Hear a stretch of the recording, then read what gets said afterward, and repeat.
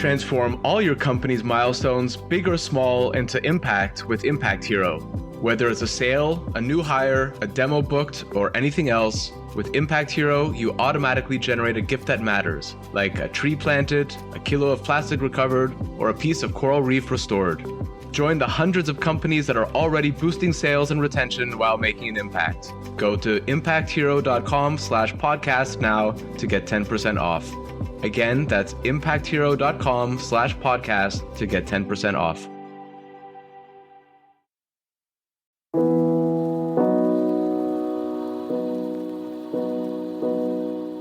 Welcome to another Climate Tech podcast, conversations with the people trying to save us from ourselves. In today's meandering interview, I spoke with Art Lapinsch. A tech founder by background, Art has become obsessed in the last year and a half with energy policy and gone deep down that rabbit hole, where he's found that energy policy is actually everything policy. We talked about that, as well as the geographical hotspots for climate tech and his series of thought pieces called Delphi Zero. I'm Ryan Grant Little. Thanks for joining. Art, welcome to the podcast. Thanks, man. So you're a successful exited founder who's worked in a few different industries, mostly in tech, but ranging from HR to fintech to ad tech. And now you're focused largely or exclusively on climate tech. You're also a war refugee. And these days you're studying energy law. So you cover a lot of ground in your personal and professional life. Can you take us through your background a little bit? How you got where you are? We're talking in Athens, but you're also based in Berlin. So where you are both thematically, but also physically, if you'd like. Yeah, for sure. I'll give you the bullet point version. And then if there's something interesting, we can dive a little bit deeper. So I was born in the Soviet Union. My mom is Russian. My dad is Latvian. And they left, let's say, the sinking ship before the empire collapsed. They moved with me as a baby to Yugoslavia. We settled in a town called Mostar, which some people would describe as the Jerusalem of Yugoslavia, because you had the three different religions there. But unfortunately, one and a half years later, the civil war was knocking at the front door. And we also had to leave Mostar. Got super lucky, got airlifted out by a military machine, first to Belgrade, and then my dad, who's a musician, he scored a weekend gig back in Vienna. And that was at a time when visas were given out for 6 months. So my mom decided to come along and just see what Vienna, Austria is all about for a weekend. The weekends turned into 6 months. 6 months turned into a lifetime. And then that's how I ended up being an Austrian citizen. So I'm pretty much since the age of 2.5, lived in Vienna, grown up there, did my studies first in business and then in advertising in London and Paris. And the way I got into entrepreneurship was by pure coincidence. So picking where to study, I didn't really know what I wanted to do with my life. And kind of being a very uncreative person, I thought, well, there's only business, medicine, or law. And I said, law, probably too dry. Well, came full circle. So now I'm studying law. Medicine, I just somehow couldn't imagine myself working every single day in a hospital or a private practice environment. And so this left business. I started studying, had a bunch of my homies from high school who were also at the same university. And initially, since everyone was going into consulting, I also wanted to go into consulting. So I saw an ad for ADL, Arthur D. Little, and applied for one of their assessment centers. They rejected me, and I was that was the moment I was done with consulting. So kind of lucky in hindsight. And I was still looking for some sort of student job and found that there was a position at one of the institutes, which was the Entrepreneurship Institute, as a student assistant. So it's pretty much setting up tables, bringing out pizza and Coca-Cola when entrepreneurs would come visit once a week and talk about their experience to a set of students. And this is what got me hooked. Every single week, I could see people who didn't hate their jobs, didn't hate what they were doing on a regular basis. And I got my first real job through chatting up one of those entrepreneurs. And it was like a student organization which was trying to teach entrepreneurial principles to students. So it was like a ripoff of Startup Live, Startup Weekends, which was like the format where, a bunch of people come together over a weekend. They discuss their ideas, work on them for 2 or 3 days, and then pitch in front of some sort of investors. And so this was my first connection point with entrepreneurship. So I was organizing these type of events in Austria, but also Europe-wide for a couple of years. And then I moved to Berlin to join a venture builder. So venture builder, pretty much just like a venture fund that has a thematic focus. So in that particular case, it was ad tech, advertising technology, and they were starting multiple businesses every single year. And my position initially was just kind of, I was like a plumber. I would have to do everything. So like build slide decks for the CEO, jump into a Fox costume for the corporate photo shoots because the company was called HitFox. And I was the junior most employee. And through that, I got the opportunity to move for this venture builder to San Francisco, which wasn't in the cards at all. So initially, I had the idea of moving to Asia after finishing my studies, because my thinking was, well, highest economic growth, if you experience that in one region, you can probably apply some of the learnings in new developing regions. And this venture builder, they had an office in Seoul, South Korea. So I said, hey, boss, I want to move to South Korea. And they talked with the managing director of that office. And he said, well, it's a sales office, so you don't speak any Korean, no dice. But we have this opportunity in San Francisco. I've never been into the West Coast in my life. And my decision took, I don't know, a split second. So when they said, there's this opportunity in San Francisco, I immediately said yes, without even knowing what I get myself into. But probably one of the most consequential decisions of my life. So moved to San Francisco, drank the Silicon Valley Kool-Aid, was starting a couple of ads tech and fintech businesses for that venture builder in the US, and then left the venture builder to start my own business with a couple of other people. And so we started also an advertising software company that would help businesses such as Lyft, UPS, DHL to recruit drivers automatically. So it's like high volume recruitment automation. Did that for a couple of years, got lucky with the timing, and the company got acquired by one of the largest recruitment marketing agencies in the world.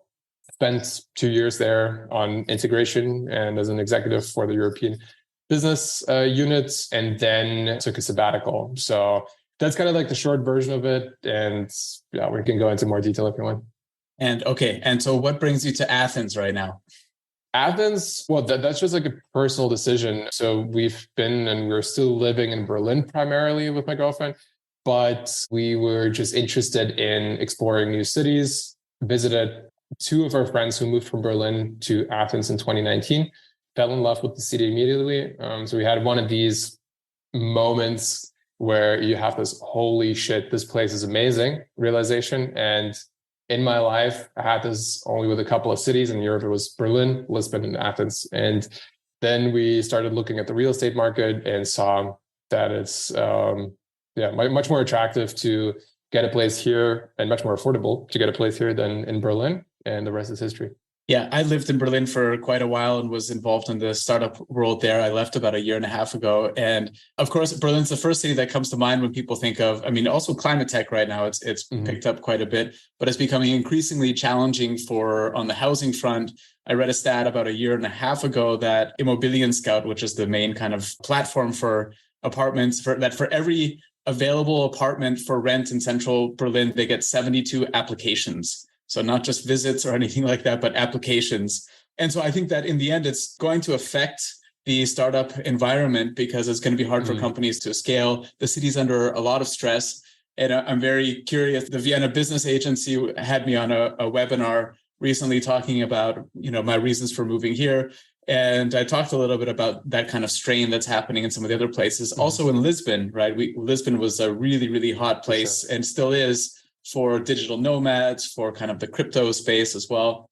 But they're having a similar kind of housing crisis. And I'm wondering, just, this is a bit of a side question, but what are your thoughts on kind of the next hotspots for tech clusters and potentially specifically climate tech clusters in Europe? Tech clusters, the biggest trend is probably the distribution of talent, or just let's say it like that. Before COVID, most businesses said remote cannot be done, especially at large scales of an organization. we, like, our business that we built and that we started in 2015 was remote first, mainly because we couldn't afford to hire engineers in San Francisco. And we had to rely on former colleagues who were based out of, let's say, southwestern Germany, because they had families and their kids were in school. And I still remember in 2015 when I was telling my friends, hey, I work from home, immediately assumed that I'm unemployed. So, and the latest by, let's say, April 2020, when the realization hit, even for large companies, this can be done. It's mainly just a organizational culture issue that opens up the possibility to hire people everywhere on the planet. I mean, especially you have more infrastructure providers such as remote.com or deal.com that even allow you to hire people in a different country while being in compliance with local law. So it just makes it much more attractive to have like an international pool of talent. So I think the major hubs that we know will kind of like remain: San Francisco, New York, Berlin, London, yada, yada, yada. But you'll have more businesses that are just distributed by default. And I would say this is the trend for general tech.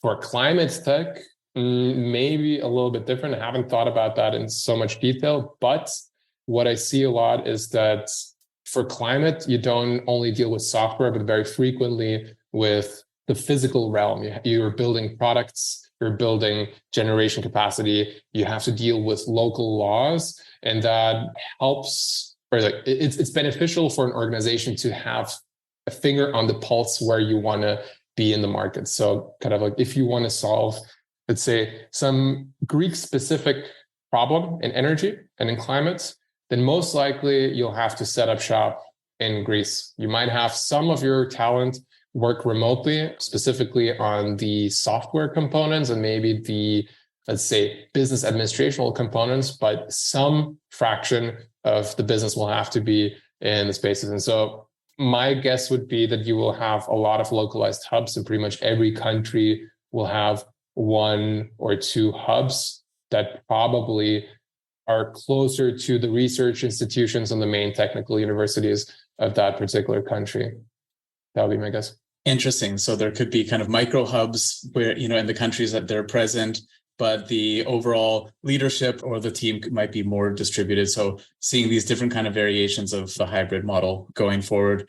So you're an entrepreneur through and through. You've worn the Fox outfit and you've set up the pizza tables and done your time in the Valley. And in the last year and a half, you've really gone down the rabbit hole on climate tech, but especially on things like energy policy, energy storage. As an entrepreneur, you must see lots of opportunities everywhere. What kind of opportunities catch your interest the most right now? $1 million question or $1 billion question? The gigaton question. The gigaton question. Yeah. So one thing that, like, one reason why it's difficult to answer that with one sentence is energy and climate touches pretty much every single aspect of our economy. I think that's something that I've read in a newsletter by Nan Rensahov, who runs Stripe Climates. And it was like a piece specifically about why it is so difficult to transition your career into climate, because like once you start reading about it, you notice, oh, I have to know about energy. If I have to know about energy, I have to know about the physics and maybe the chemistry of energy, then production processes. Then you start getting into permitting cycles and local policies and laws. Then you get into consumer preferences, consumer patterns. And so it just literally touches the entire world economy. I like to say, compared to the climate opportunity, Amazon.com is like a lemonade stand. Because if you think about it, if we believe that climate change is real and that it's caused by emitting greenhouse gases, and that if we also believe that our chance for survival are higher if we go to net zero, and if this is like a desired outcome, then you pretty much have to substitute the entire global economy that is currently in place, either through decarbonized solutions or completely new solutions. And that doesn't matter whether you're a service provider, or if you are manufacturing, let's say, clothes, cars, or if you are generating electricity. So opportunities are everywhere. So that's like why it's so difficult for me to answer. One of the things that I'm pretty interested in is energy storage, but probably we'll talk about that a little bit later as well. A lot of people in the industry talk about how the term itself, climate tech, is going to become, if it's not already, very obsolete because, as you say, it's about just transforming the entire world, basically. And so in the same way that, in the year 2000, you might talk about having an internet company. Today, it's such a meaningless term, right? Because you would say, okay, well, what does it do? That's sort of just the platform. And I see a lot of kind of parallels there. But in this rabbit hole, you've released, so you've come up with, or you've put together a Substack called Delphi Zero, and you've published 13 essays, 4 sci-fi stories, and an interview. And I have to say, I'll link the Substack in the show notes, and I really encourage listeners to check it out. You have this fine balance of kind of going really deep and nerding out on some of these specific topics and subtopics, but I also found myself literally laughing out loud at a few of them. So you're able to weave in really effectively storytelling and humor into it, which is not definitely not common so far in the sector. Why did you come up with the idea to create this Substack? Substack's basically a platform for posting essays and writings. Why did you come up with the idea for this? It reads almost at the beginning to me like a bit of a journal that you then started making outwardly focused. Is that getting warm? Yeah. So in my previous company, I ran business operations, and one of the aspects in there was also marketing and just in general knowledge transfer within the employee base, but also within the customer base. And one of the things that companies struggle with, especially let's say traditional companies that move from in-person communication to remote communication, is you have these questions that are being asked over and over again, just kind of evergreen questions, but that you answer by verbally communicating. In an office, it's very cheap. You turn around, you tap someone on the shoulder and it's like, hey, how do we do this? They answer, you turn around. In a remote environment, you would have to set up a meeting, go on a call, and then answer the question. Then if multiple people have the same question, you are just in endless meetings nonstop. One of the best ways to solve for this problem is like whenever you have a question that keeps getting asked frequently and where the information remains stable, kind of it's like a solid state piece of information, you can document it, regardless if you make a video or you make a written documentation, a wiki, a blog entry, whatever. Writing is my love language. That's like how I describe it.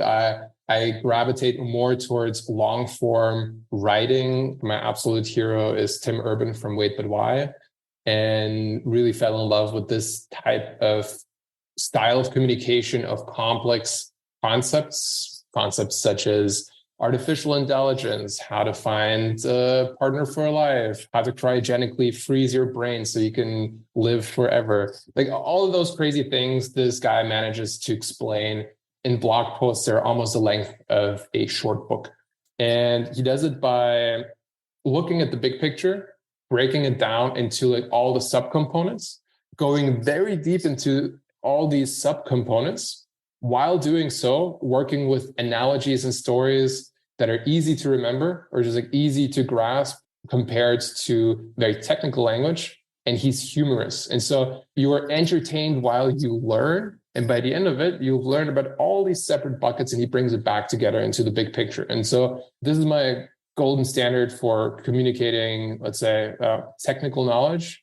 We tried to work with such an approach in my previous company by publishing blog posts. And the cool thing was, by doing it and by writing those, we understood the concepts much better because we had a language how to communicate it to, let's say, ourselves, but also the customers.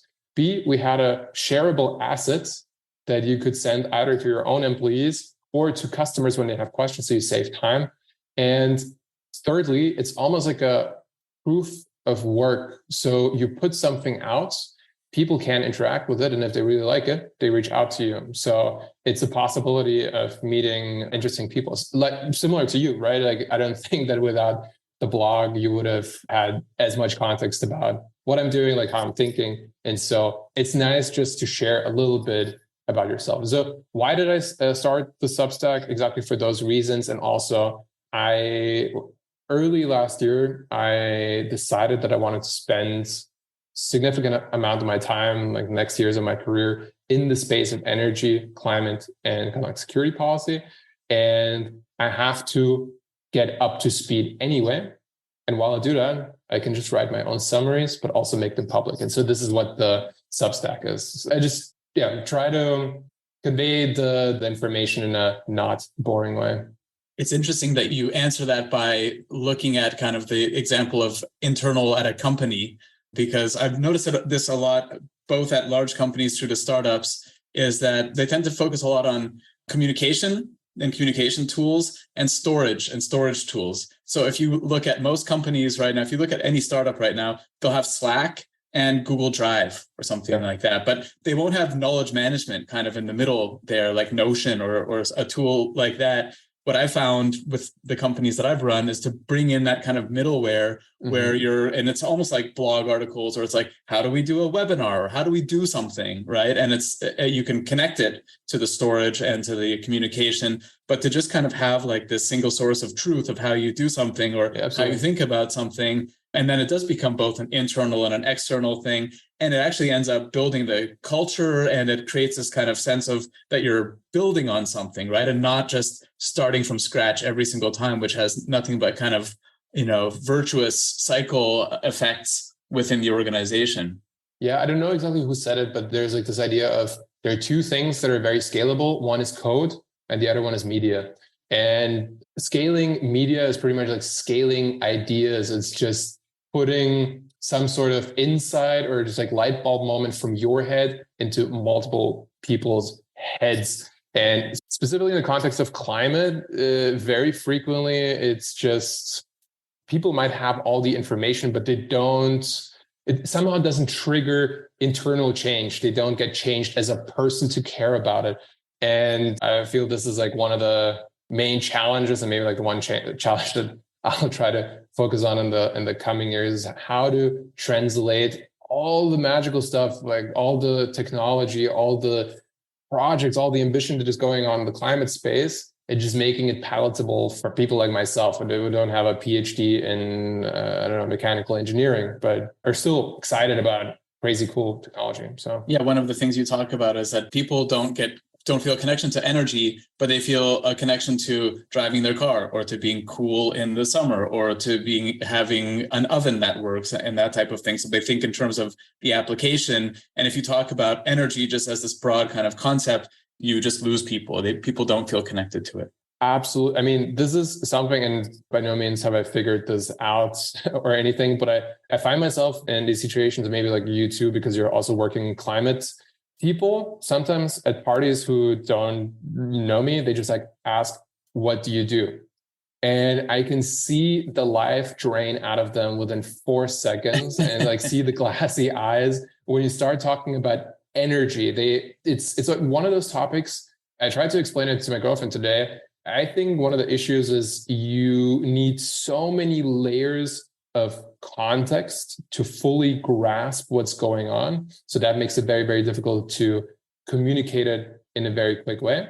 And if you say, well, I'm working so that the next generations of your lineage have a planet to live, I mean, it's a hyperbole, maybe. And maybe this triggers interest, and maybe they say, oh, how do you do that? And then you can start drilling deeper. Maybe that's a way of trying to communicate what you do. But yeah, a bunch of people work in energy, whether it is on the commercial side, on the technical side, and all of that is so necessary.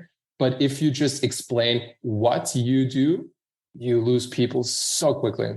And you have the advantage of not just saying energy, but energy, law, and markets, which compounds it even more. Yeah. But so the timing, you got really interested in this around the time of the Russian invasion of Ukraine, and to a large extent because of these energy security markets, the interrelation of all of this kind of stuff. In the last year and a half looking into this, what are some of the things that have surprised you or that you found really interesting?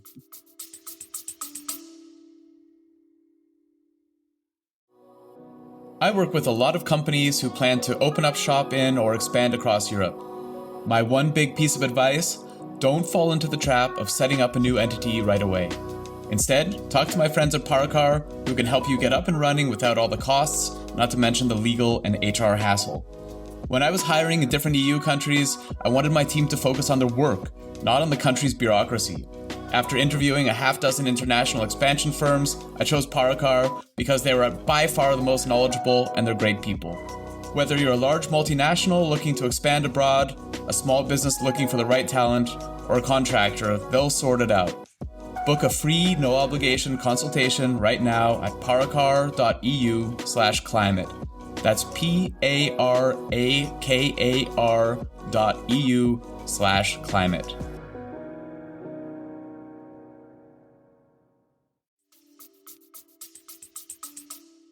Good question. Before the beginning of the war, I didn't really read too much about energy, climate, or policy at all. I thought that policy is the most boring thing on the planet, and energy and climate was very technical, and somehow I just couldn't develop an interest for that. And I was more interested in indie hacking, creating no-code websites, just smaller stuff, which was also fine, but I didn't really think that much about energy. So then with the beginning of the war, for personal reasons, it hit really close to home. My mom has business for many decades now in Ukraine and in the region of Zaporizhia, which is maybe known through the news due to its nuclear power plant and Enerhodar.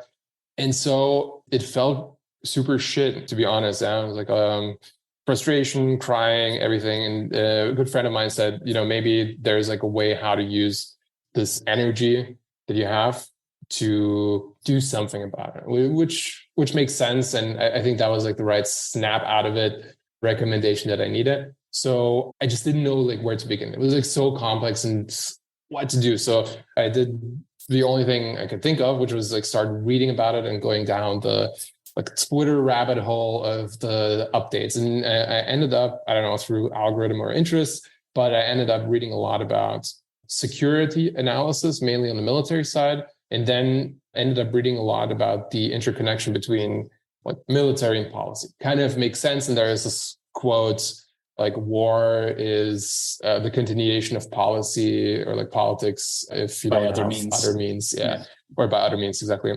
And then if you remember early on in the war, as a taxpayer and resident of Germany, I was asking myself why the policy response, or at least the public policy response from the German government, was so muted compared to other countries.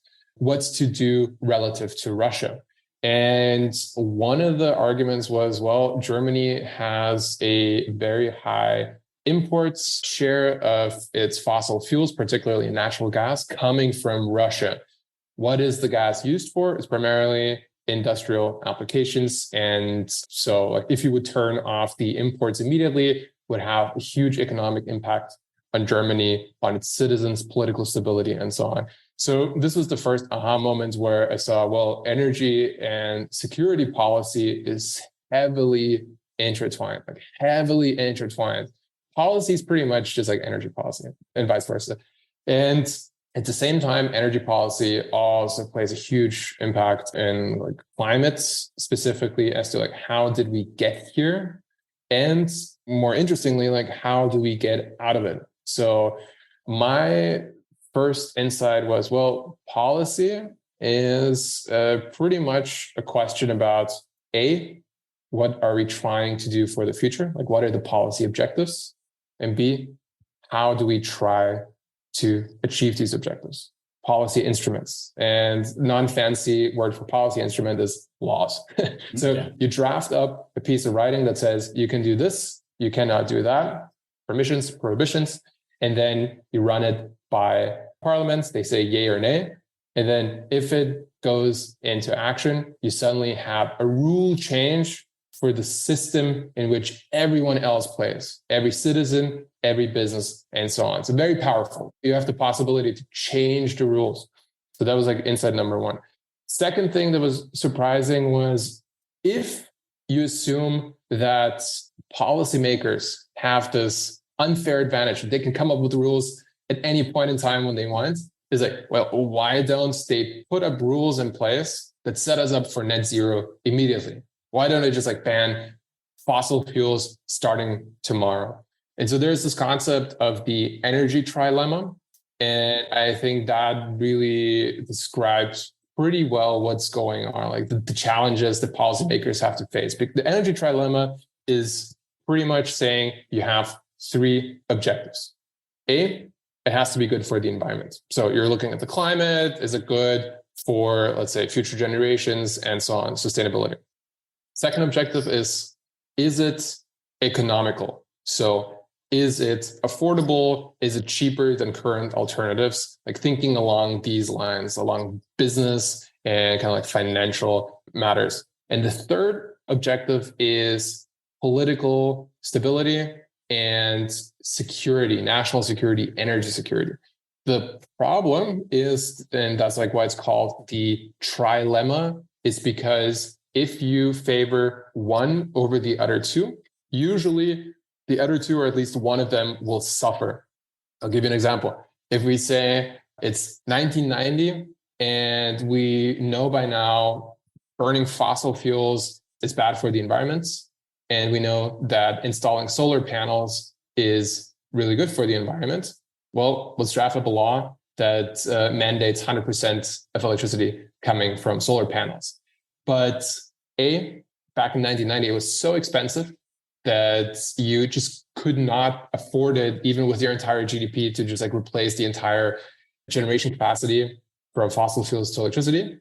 And B, because you couldn't afford it, or maybe because you couldn't even produce it and install it in time, suddenly you wouldn't have electricity. And that means you don't have energy security. Your citizens literally cannot tap water from the faucet. And if that happens, wait 24 hours, wait 48 hours, and you'll see what happens on the streets. So it's not as simple for policymakers to say, starting tomorrow, we have to change everything. And so like once you have this trilemma in mind, I think just gives a little bit more context of what's going on. And in Germany, this is because all of the Russian gas that's coming through the Nord Stream pipeline and the complete dependence on there. So that's why there is a slower response basically there relative to some of the other countries. I like that you said that you got into this either out of interest or algorithm, which I think captures our times quite well. I mean, I don't even know if I was interested in it myself, but Twitter seemed to think that I was. Yeah. And so the prognosis for the future of energy now is rising demand, hopefully the decarbonization of the grid, or just attempts at this at least, and an increase on grid security. And I would say both in the physical sense, but also in, terms of ransomware and things like this, which are becoming more and more problematic. And you hold that the lowest common denominator across all three of these trends is storage. So this is an area that you've kind of, you've gone through the rabbit hole of the rabbit hole into. Why is that?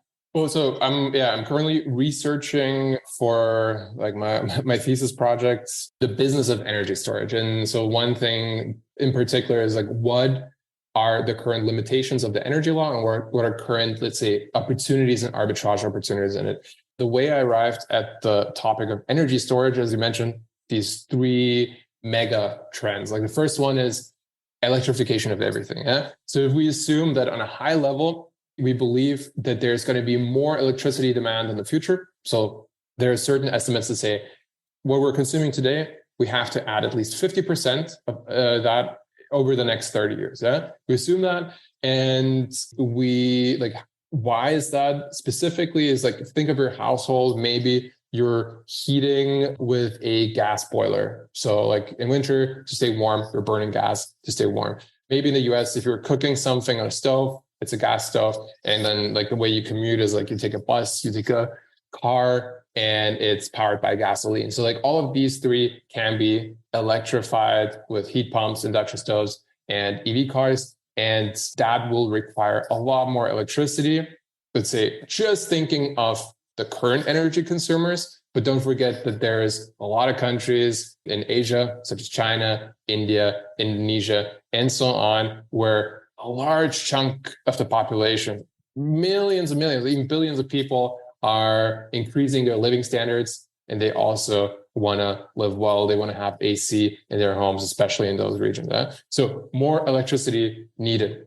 Number two, the grid has to be decarbonized. So currently, look, if you look at the total global emissions, like roughly 40% of all global emissions come from generating electricity. Crazy amount.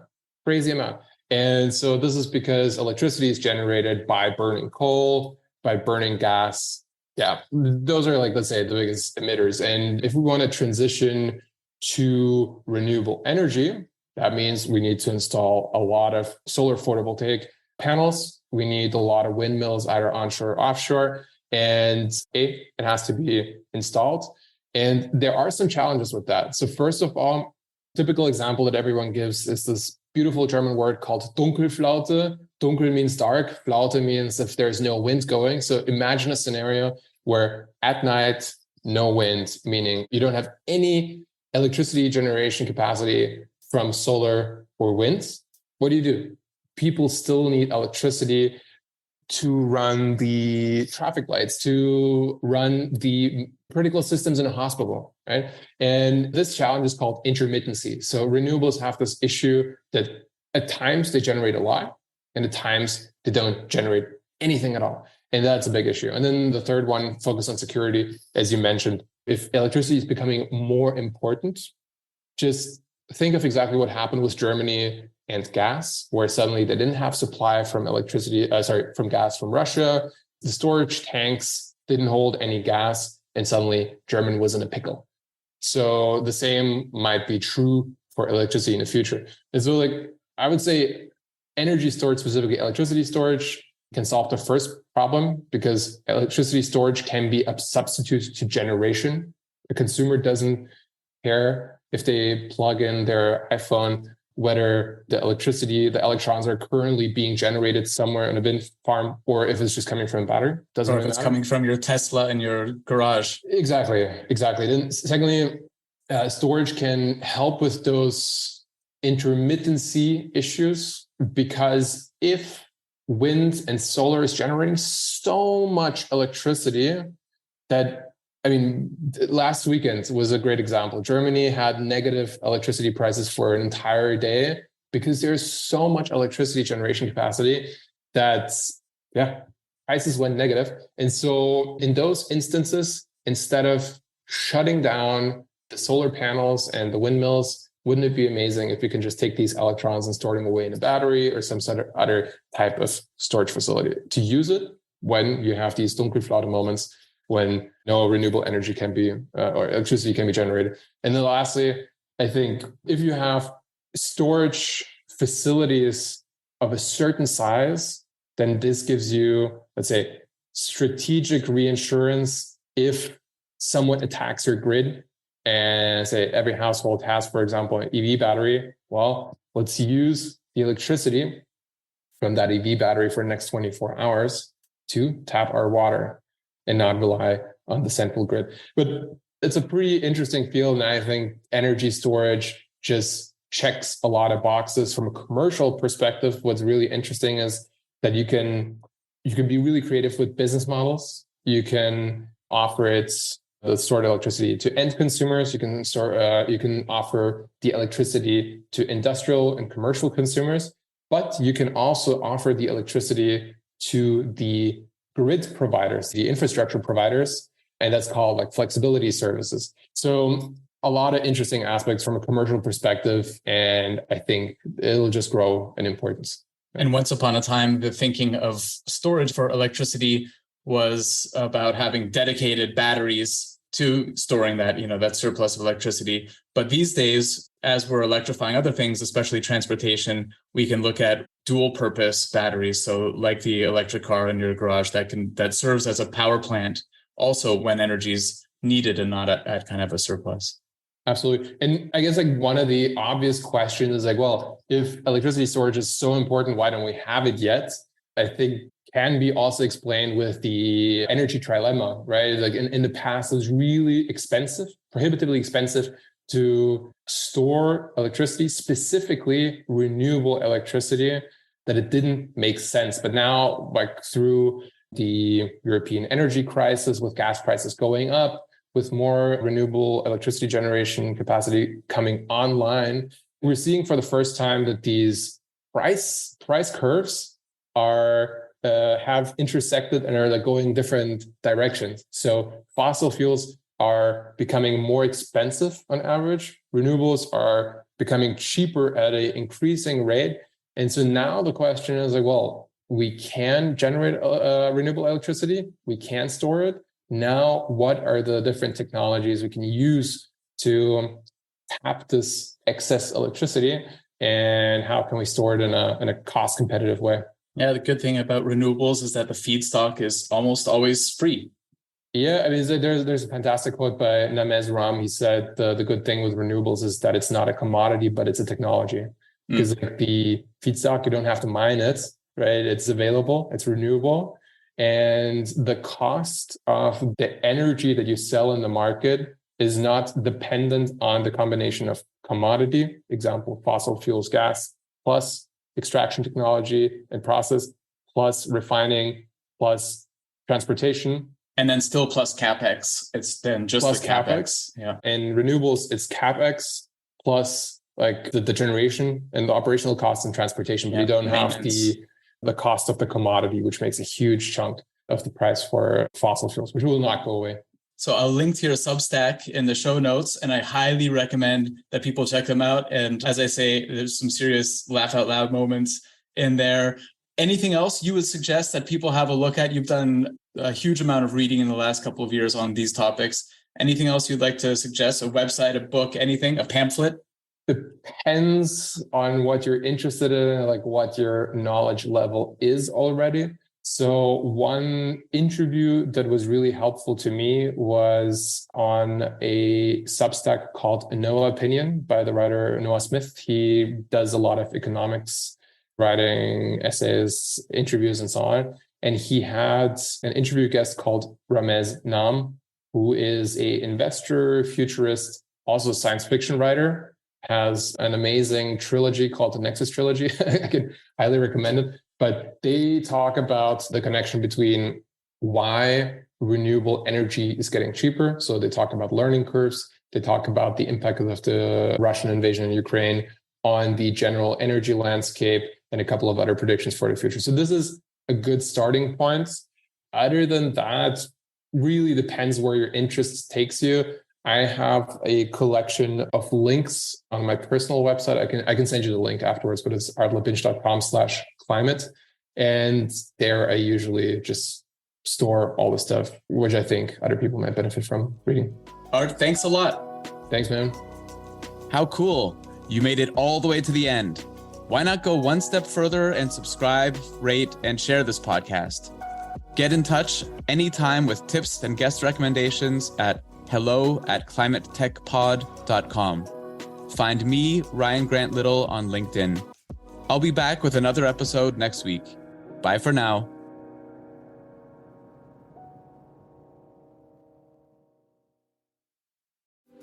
This episode is supported by Grizzle, B2B content to create and capture demand. I first met Grizzle's founder, Tom Watley, 5 years ago at a conference in Dublin. I was so impressed that I signed a deal with him to do all my software company's content that same evening at the pub. Remember that, Tom?